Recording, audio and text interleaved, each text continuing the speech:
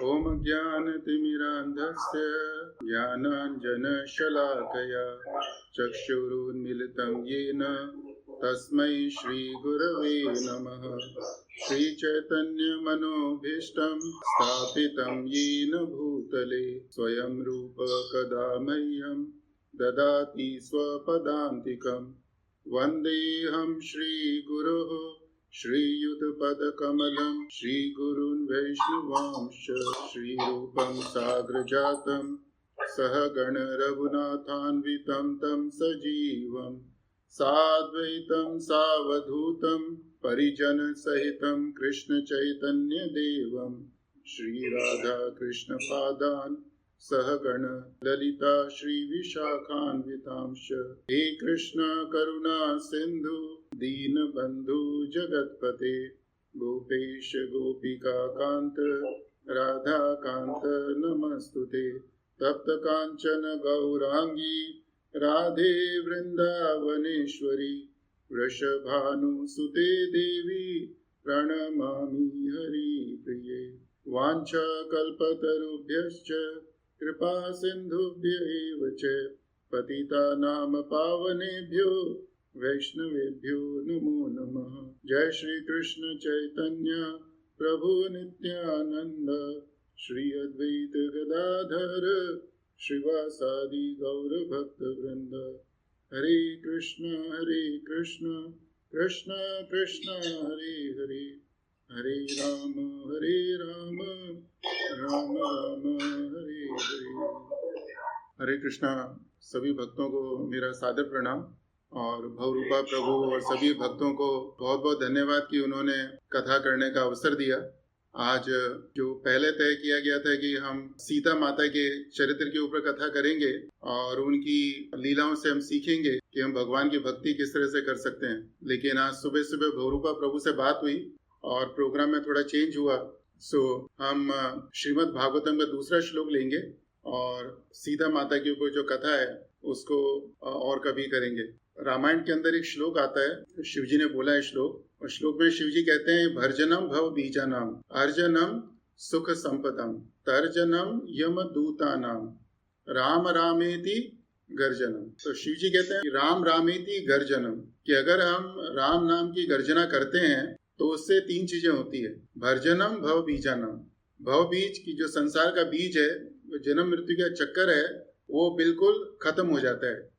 किस तरह से खत्म हो जाता है कि जिस तरह से अगर हम एक बीज को भून दें और बीज को भूनने के बाद में उसके अंदर दोबारा उपजने की शक्ति नहीं रहती, उसी तरह से जो व्यक्ति भगवान के नाम की गर्जना करता है उसको संसार के भव सागर से छुट्टी मिल जाती है। और भव सागर से निकलने से पहले इस संसार में जब तक रहता है अर्जनम सुख संपदा, कि उसको जो भी सुख संपदा चाहिए वह जिसके योग्य है, जो चीज उसके लिए अच्छी है, और कृष्ण भगवान उसको प्रदान करते हैं। और जो तीसरी चीज होती है तर्जनम यम दूतानाम, भगवान के राम नाम की गर्जना से जो सबसे मुख्य बात होती है वह क्या है, तर्जनम यम दूतानाम, कि जो यमदूत हैं वह दूर दूर तक भाग जाते हैं। तो इस श्लोक के अंदर शिवजी हमें बताते हैं कि अगर हमें भगवान के नाम का जप करना है, भगवान का नाम लेना है, तो किस तरह से करना चाहिए। तो शिवजी बताते हैं राम रामेति गर्जनम, कि राम नाम की गर्जना करनी है हमको। और गर्जना का अर्थ है कि जिस तरह से शेर जंगल में दहाड़ता है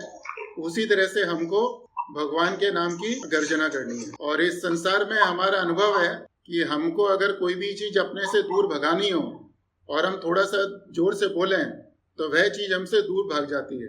कभी हम किसी व्यक्ति के ऊपर क्रोध करते हैं तो हम देखते हैं कि वो जैसे हम थोड़ा जोर से बोलते हैं आदमी थोड़ा डर जाता है। या कोई हमारे सामने पशु हो, उसको थोड़ा सा हम हट बोलें, दूर जा, हाथ दिखाएं, तो वो भी दूर भाग जाता है वो है। इसी तरह से हम लोग ताली बजाते हैं तो देखते हैं कि चिड़िया उड़ जाती हैं। तो इस संसार में बहुत सारे अनुभव हैं जिससे हमको मालूम पड़ता है कि अगर हमें कोई विपदाजनक स्थिति है उसको दूर भगाना है तो हम उसके लिए क्या कर सकते हैं, हमें थोड़ा जोर से बोलना होता है। तो अभी हम आजकल देखते हैं कि समाज के अंदर सभी व्यक्ति जो वायरस है उससे दूर रहना चाहते हैं, उसको दूर भगाना चाहते हैं। तो हमको जो भी उपाय बताए जाते हैं हम लोग वो करते हैं, and we should do it, हमें करना चाहिए। लेकिन उन सबके साथ साथ जो एक चीज मिसिंग है जो हम लोग कर रहे हैं उसके साथ साथ एक चीज जो अनुपस्थित है या जो हमें ज्यादा करनी चाहिए वह है भगवान के नाम की गर्जना। तो गर्जना का अर्थ है कि हम जोर जोर से बोलकर भगवान के नाम का जाप करें। तो इससे हमको जो विपदाजनक स्थिति है उससे हमको राहत मिलेगी। हम इस संसार में देखते हैं कि जिस तरह से भौतिक ध्वनि के अंदर शक्ति है, अभी हमने आपको उदाहरण दिया कि हमें ताली बजाएं, ताली की आवाज से पक्षी दूर भाग जाते हैं, या शेर की आवाज से बहुत सारे पशु पक्षी दूर दूर तक भाग जाते हैं। तो जिस तरह से भौतिक ध्वनि के अंदर शक्ति है, उसी तरह से आध्यात्मिक ध्वनि है, उसके अंदर भी शक्ति है। और दूसरी चीज हमको याद रखनी चाहिए कि हम जिस वायरस की बात कर रहे हैं वो वायरस बहुत सूक्ष्म है, उसको हम देख नहीं सकते हैं। तो जिस चीज को हम देख नहीं सकते उस चीज को हम मार भी नहीं सकते। हमारे अंदर शक्ति नहीं है कि जिस चीज को हम देख नहीं सके, जिस चीज को हम देख नहीं सकते उसको मार सके। तो अगर किसी सूक्ष्म वस्तु को मारना है हमें, तो उसको मारने के लिए हमें सूक्ष्म हथियार चाहिए। और वो सूक्ष्म हथियार क्या है? वह भगवान के नाम का जप करने का। हमारे शास्त्रों में बहुत सारे उदाहरण आते हैं इसके अंदर हमको बताया गया है कि ध्वनि के अंदर कितनी शक्ति है। श्रीमद् भागवतम का 4वां स्कंद है, उसके अंदर वेन महाराज का प्रसंग आता है कि वेन महाराज एक बहुत बड़े राजा थे, लेकिन वो उनका जो स्वभाव था बहुत ज्यादा क्रूर स्वभाव था। और इतना क्रूर था कि वे छोटे छोटे बच्चे खेलते थे, वो खेलते हुए बच्चों को मार देते थे। तो उस समय उनके राज्य में जितने ऋषि मुनि थे वो सब इकट्ठा हुए। उन्होंने विचार विमर्श किया कि अभी क्या करना चाहिए, इन राजा को कैसे अपने पद से हटाएं। तो उन्होंने देखा कि उनके पास इतनी शक्ति तो नहीं है, शारीरिक शक्ति नहीं है जिससे राजा को अपने पद से हटा सकें। उनके पास सेना भी नहीं थी जिससे वे राजा से जाके लड़ सकें। राजा को समझाने का प्रयास किया तो राजा ने बोला कि तुम किस भगवान की बात करते हो? जो राजा होता है वही सभी के लिए भगवान होता है, तो तुम मेरी पूजा करो विष्णु की पूजा छोड़कर। तो ऋषि मुनि ने जब देखा कि राजा भगवान का अपमान कर रहा है तो उन्होंने एक यज्ञ का आयोजन किया और उस यज्ञ के अंदर उन्होंने सिर्फ एक अक्षर का बार बार उच्चारण किया। और वह अक्षर क्या था? हम हम हम हम हम हम। और श्रीमद् भागवतम के अंदर दिया गया है कि सिर्फ हम हम हम हम हम हम इस एक अक्षर के उच्चारण मात्र से वेन राजा की कुछ समय बाद मृत्यु हो गई। तो कहने का तात्पर्य क्या है कि जब एक अक्षर का उच्चारण किया, हम हा पूरा और म आधा, हम एक होता है, हम का अर्थ होता है वी, वो वाला हम नहीं, उसमें हा म पूरा होता है, इसमें हम हा पूरा और म आधा। हम एक अक्षर का उच्चारण किया और उस एक अक्षर के उच्चारण मात्र से यमराज प्रकट हो गए और वेन राजा की मृत्यु हो गई। तो हमें यह सोचना चाहिए कि जिस तरह से एक भौतिक ध्वनि का उच्चारण किया गया, उस भौतिक ध्वनि के उच्चारण से यमराज प्रकट हुए, क्योंकि ऋषि मुनि यही चाहते थे कि किसी तरह से राजा की मृत्यु हो जाए उस ध्वनि के उच्चारण से। तो जब एक भौतिक ध्वनि के उच्चारण से यमराज जी प्रकट हो गए, तो अगर हम राम राम बोलेंगे, कृष्ण कृष्ण बोलेंगे, तो उस समय हमारे सामने भगवान राम और कृष्ण ही प्रकट होंगे।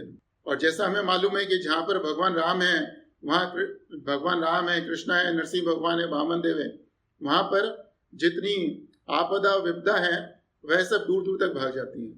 जब कृष्ण भगवान ने अर्जुन को विश्व रूप दिखाया तो अर्जुन भगवान की स्तुति करते हैं और स्तुति करते हुए एक बहुत सुंदर श्लोक बोलते हैं। कहते हैं, स्थाने ऋषिकेश तव प्रकीर्तया जगत् प्रहस्यति अनुरज्यते तत् रक्षांसि भीतानि दिशो द्रवन्ति सर्वे नमस्यन्ति च सेध संग।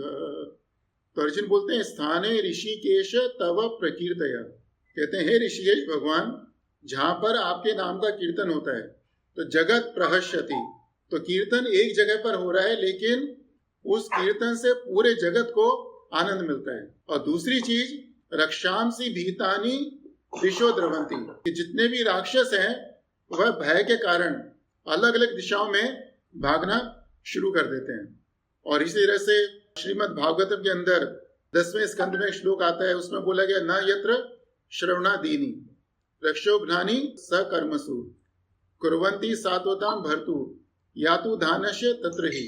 जब नंद महाराज वसुदेव जी से मिलकर गोकुल जा रहे थे तो उनके मन में भय था कि गोकुल के अंदर कोई विपदा आने वाली है।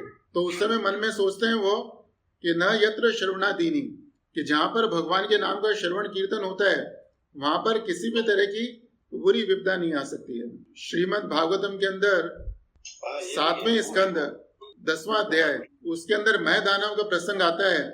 प्रसंग से हमें शिक्षा मिलती है कि अगर हमारा शत्रु अदृश्य हो, जिसको हम देख नहीं सके, तो उससे हम लोग कैसे सामना कर सकते हैं और या उस शत्रु को हम कैसे दूर भगा सकते हैं। तो ये श्लोक श्रीमद् भागवतम का 7वां स्कंद 10वां अध्याय। इस श्लोक में सुखदेव गोस्वामी बोलते हैं, देवो सुरो नरो अन्यो वा नैश्वर अस्तिह कश्चन आत्मनो अन्यस्य वादिष्टम देवैनापो हितुम द्वयोः। तो बहुत सुंदर श्लोक है ये। इस श्लोक के प्रसंग में आता है कि एक बार देवता और राक्षसों के बीच में युद्ध हुआ और देवताओं ने राक्षसों को हरा दिया।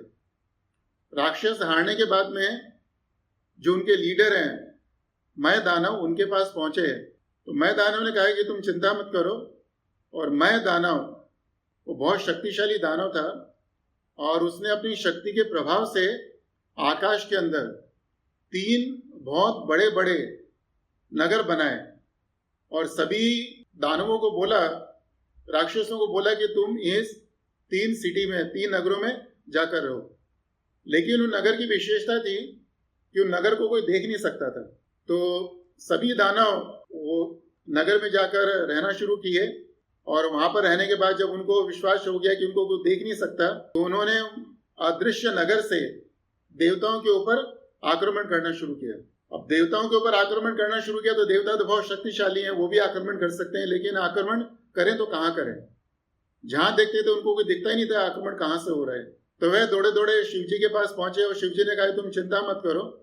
और शिव जी मैं दानव से भी ज्यादा शक्तिशाली थे, तो उन्होंने शिव जी ने अपनी शक्ति से जो अदृश्य नगर थे उनके ऊपर बाण चलाने शुरू किए और उन बाणों के प्रभाव से नगर के अंदर जो वो अदृश्य नगर के अंदर जितने दानव थे वह सब आकाश से नीचे गिरना शुरू हुए। तो लेकिन मैं दानव बहुत ज्यादा शक्तिशाली था। उसने क्या करा, उसने एक अमृत का कुंड बनाया और जो भी दानव राक्षस आकाश से गिरता वह उस अमृत कुंड में जाके गिरता। तो जब दानव थे उनको अमृत पीने को मिला तो उनसे उनको दोबारा जीवन मिला और दोबारा जीवन मिलने से वह और ज्यादा शक्तिशाली हो गए। तो शिव जी ने देखा कि जो उनका प्रभाव था, तेज था, उनकी शक्ति तो ये व्यर्थ हो गई। शिव जी को बहुत दुख हुआ, बहुत परेशान हुए कि क्या करें। तो वह सभी देवताओं के साथ भगवान के पास पहुंचते हैं। भगवान के पास पहुंचते तो श्रीमद् भागवत में दिया गया है कि भगवान को भी चिंता हुई कि अभी क्या करें हुए। श्रीमद् भागवत में दिया गया है कि जब उन्होंने देखा विलोक्य भग्न संकल्प, कि कृष्ण भगवान ने देखा कि शिव जी का जो संकल्प था भग्न हो गया। विलोक्य मतलब देखना, भग्न मतलब टूटना। संकल्प उनका व्रत, कि शिव जी का व्रत था। शिव जी ने देवताओं को बोला था तुम चिंता मत करो, मैं तुम्हारी रक्षा करूंगा। तो लेकिन वो नहीं कर पाए, तो उनका संकल्प भग्न हो गया। और जब भगवान उनको देख रहे हैं तो भगवान को चिंता हुई। और इसमें भागवत में दिया गया अकल्पयत। अकल्पयत मीन्स कि चिंता करने लगे। और चिंता किस चीज की, कि अब इसके लिए क्या उपाय किया जाए। तो हम श्रीमद् भागवतम में पढ़ते हैं, एक बहुत सुंदर शब्द आता है कृष्ण भगवान के लिए, सर्व प्रत्यय हेतवे, कि Krishna is the solution of all the problem. कि कृष्ण भगवान ही एकमात्र है जो कोई भी परेशानी हो उसका समाधान, उसका प्रतिकार कर सकते हैं। प्रत्यय का मतलब प्रतिकार करना, उसको दूर भगा सकते हैं, उसको सुलझा सकते हैं। तो कृष्ण भगवान ने ब्रह्मा जी को बुलाया। कृष्ण भगवान गाय बने और ब्रह्मा जी बछड़ा बने और दोनों अमृत कुंड के पास पहुंचे और अमृत कुंड में जाकर जो अमृत था उसको पीना शुरू करा और धीरे धीरे अमृत कुंड खाली हो गया। और जब कृष्ण भगवान और ब्रह्मा जी अमृत पी रहे थे उस समय मैं दानव भी देख रहा था। और मैं दानव बहुत शक्तिशाली था। अभी जैसे हमने आपको बताया भागवत में दिया गया है कि आकाश के अंदर अपनी शक्ति से अदृश्य नगर बनाए और उसके बाद में अमृत कुंड भी बनाया और सारे दानव उसके अंदर गिर रहे थे। उसके अंदर बहुत शक्ति थी। लेकिन जब भगवान स्वयं आए, व्हेन कृष्णा इंटरवीन, तो अपनी आंखों के सामने देख रहा है वो कि अमृत कुंड खाली हो रहा है, उसके जितने साथी मर रहे हैं, लेकिन वो कुछ कर नहीं सका वो है। तो उस समय मैं दानव, ये श्लोक बोलते हैं जो अभी हमने आपको बोला, देवो सुरो नरो अन्यो वा नैश्वर अस्तिय कश्चन आत्मनो अन्यस्य वादिष्टम दैवेन पो हितुम द्वयोः। तो बहुत सुंदर श्लोक है। इसमें मैं दानव हमको शिक्षा देते हैं कि आत्मनो अन्यस्य वादिष्टम, कि दिष्टम का अर्थ होता है हमारा भाग्य, है ना, डेस्टिनी। तो मैं दानव बोलते हैं हमारे भाग्य में जो लिखा हुआ है, दैवीना, दैवीना मतलब कृष्ण भगवान ने, कि भगवान ने जो हमारे भाग्य में लिख दिया है, अन्य से या किसी दूसरे के भाग्य में लिख दिया है, और या दोनों के भाग्य, द्वयी मतलब दोनों के भाग्य में कोई भी चीज लिख दी है, अपोहितुम, उसको हम बदल नहीं सकते हो। हम क्या, देव, कोई भी देवता हो, देव असुर, कोई भी असुर हो, नर, कोई बहुत ज्यादा शक्तिशाली मनुष्य हो, और यह हम सोचें कि देवता के अलावा, राक्षसों के अलावा, कोई शक्तिशाली मनुष्य के अलावा और कोई भी किसी शक्ति को सोचें हम, तो यहाँ पर मैं दानव साफ साफ हमें बताते हैं कि देव असुरो नरो अन्यो वा न ईश्वर अस्तिय कश्चन, कि संसार के अंदर किसी के पास शक्ति नहीं है, कश्चन मतलब कहीं पर भी किसी के पास, कि भगवान ने किसी के भाग्य में कुछ लिख दिया है उसको बदल सके। तो अभी इसके अंदर हम इसका अनुवाद पढ़ेंगे, तात्पर्य पढ़ेंगे। मेरे पास भागवतम इंग्लिश के अंदर है, मैं उसको इंग्लिश में पढ़ूंगा और फिर आपको उसको हिंदी में भी समझाऊंगा, समझाने का प्रयास करूंगा मैं, क्योंकि जब भी हम भागवतम पढ़ते हैं, उसके बारे में चर्चा करते हैं, हमें प्रयास करना चाहिए कि जो शिला प्रभुपाद ने जैसे लिखा है उसको वैसा ही बोलें, क्योंकि उसके अंदर वास्तविक शक्ति है और हमारे अंदर उतनी शक्ति नहीं है। और प्रभुपाद का आभार प्रकट करने के लिए भी आवश्यक है कि हम प्रभुपाद जी को बुक का स्पर्श करें, उनको उठाएं और उसमें जो प्रभुपाद जी ने बोला उसको हम पढ़ें। देवो सुरो नरोऽन्यो वा नैश्वरो अस्ति कश्चन आत्मनो अन्यस्य वादिष्टम दैवेनापोहितुम द्वयोः। देवः the demigods, asuraha the demons, naraha humans, anyaha or anyone else, va either, na not, ishvaraha the supreme controller, asti is, iha in this world, kashana anyone, atmanaha one's own, anyasya another's, va either, destiny, daivena which is given by the Supreme Lord, apohitum to undo, dvayoho of both of them. Translation and purport by His Divine Grace, A.C. Bhaktivedanta Swami Srila Prabhupada ki jai. Maya Danav said, what has been destined by the Supreme Lord for oneself, for others, or for both oneself and others cannot be undone anywhere or by anyone, whether one be a demigod, a demon, a human being, or anyone else. Purport: the Supreme Lord is one, Krishna, the Vishnu Tattva. Krishna expands himself into Vishnu Tattva, personal expansions, Swamsha, who control everything. Maya Danav said, however I plan, you plan, or both of us plan. The Lord has planned what is to happen. No one's plan will be successful without His sanction.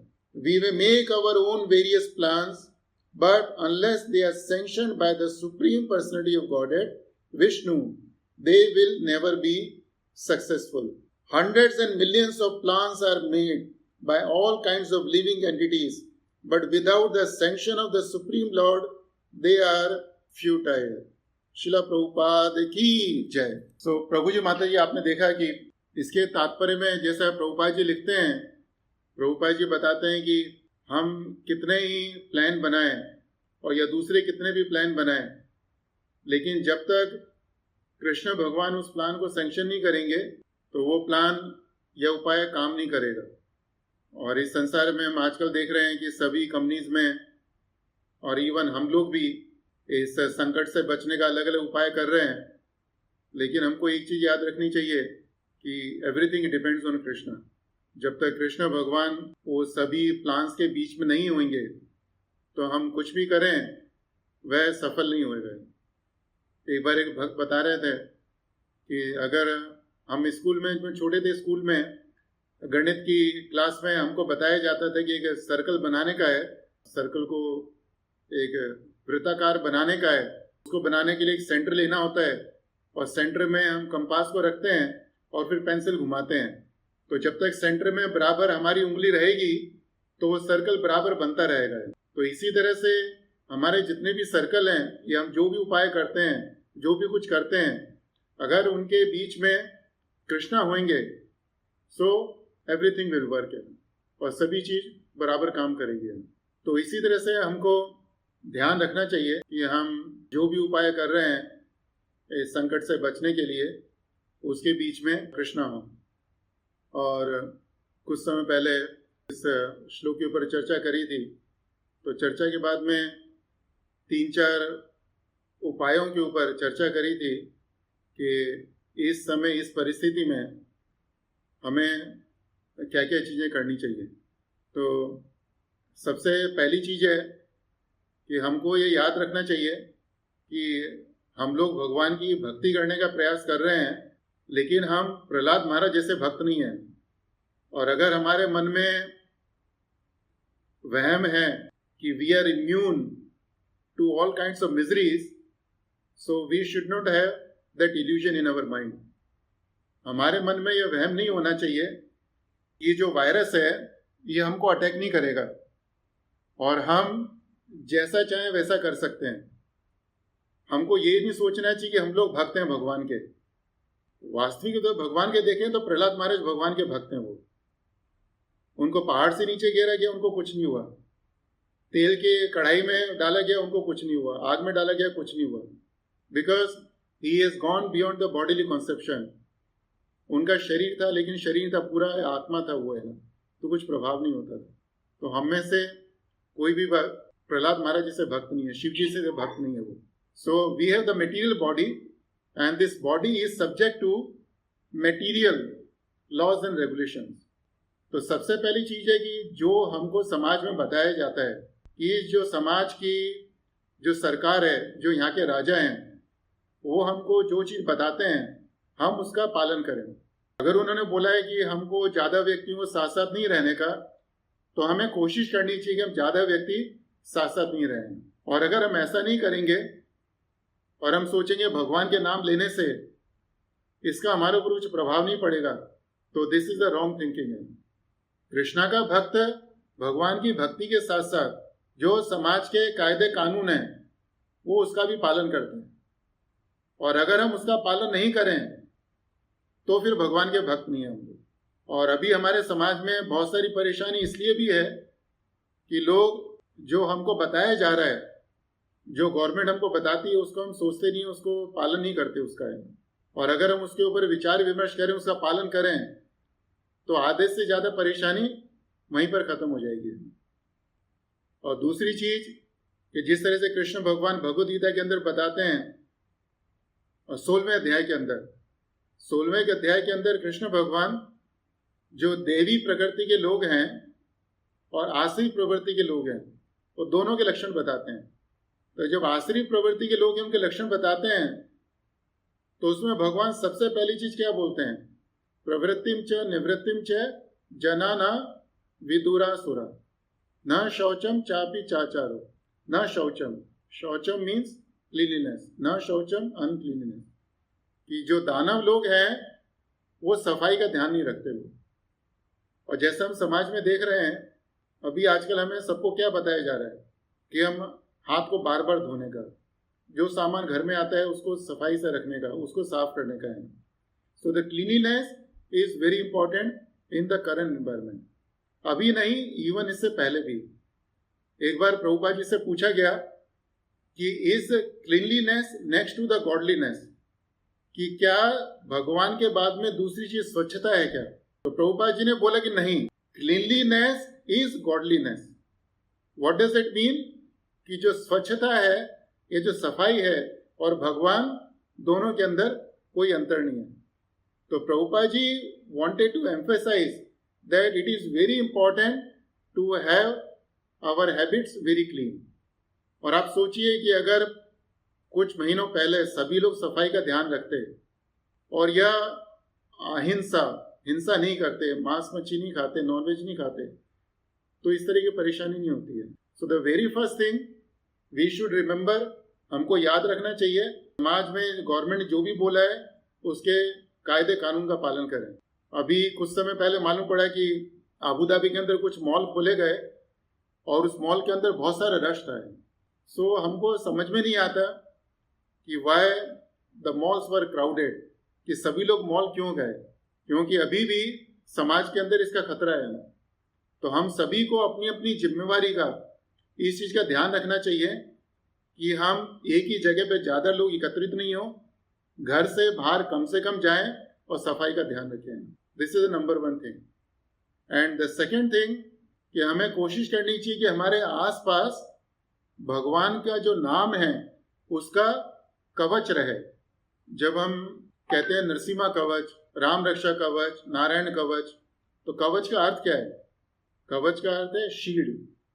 कि आपने देखा होगा कभी पुराने जमाने में लोग युद्ध करने के लिए जाते थे तो एक कवच पहन के जाते थे कि कवच के ऊपर कोई व्यक्ति प्रहार करेगा तो उसका प्रभाव नहीं होता था। जब हम नरसिम्हा कवच का उच्चारण करते हैं, नारायण कवच का उच्चारण करते हैं, राम रक्षा कवच का उच्चारण करते हैं, तो उच्चारण से जो ध्वनि निकलती है, उस ध्वनि से हमारे शरीर के चारों तरफ एक कवच बनता है जिसको हम देख नहीं सकते, because we cannot see the sound. लेकिन उस ध्वनि से हमारे चारों तरफ एक कवच बनता है और उस कवच से हमको सारे जो विपदाएं हैं या संकट हैं उससे हमारा बचाव होता है।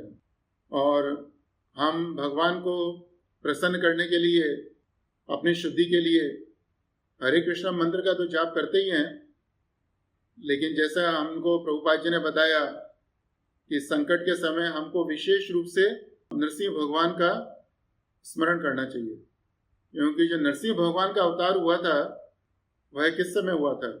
और हमको मालूम है नरसिंह भगवान का अवतार उस समय हुआ था जब उनका एक शुद्ध भक्त बहुत ज़्यादा संकट में था और खतरे में था।